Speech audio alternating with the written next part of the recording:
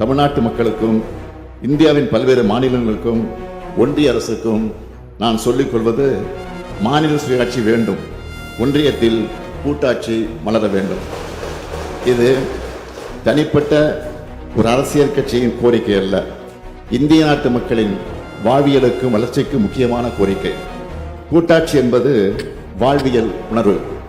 பன்முகத்தன்மை கொண்ட இந்தியாவுக்கு கூட்டாட்சி தான் அடிப்படை.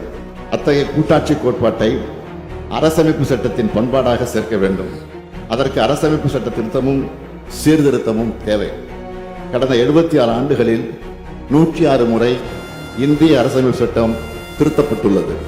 எனவே நாம் முயன்றால் மீண்டும் இந்திய அரசமைப்பு சட்டத்தை திருத்த முடியும். இந்தியாவை முதிர்ச்சி அடைந்த கூட்டாட்சி நாடாக மாற்றுவதற்கான முயற்சிகளை நாம் தொடங்கியாக வேண்டும். அதிகாரமும் வாய்ப்புகளும் ஒரே இடத்தில் குவிந்திருக்கக்கூடாது, அவை பரவலாக்கப்பட வேண்டும். அனைத்து அதிகாரங்களையும் ஒன்றிய பாஜக அரசு கபலீகரம் செய்யும் சூழலில் ஆளுநர்கள் மூலமாக மாநில அரசுகள் செயல்படாமல் தடுக்கும் நிலையில் இந்தி திணிப்பின் மூலமாக, நிதி நெருக்கடிகளின் மூலமாக, தொகுதி மறுவரை என்ற சதியால், ஜிஎஸ்டியால் தமிழ்நாடு அனுபவித்து வரும் நெருக்கடிகளில் இருந்து மீள ஒரே மருந்து மாநில சுயாட்சி தான். அதனை அரசமைப்பு சட்ட திருத்தத்தின் மூலமாக மட்டுமே அடைய முடியும்.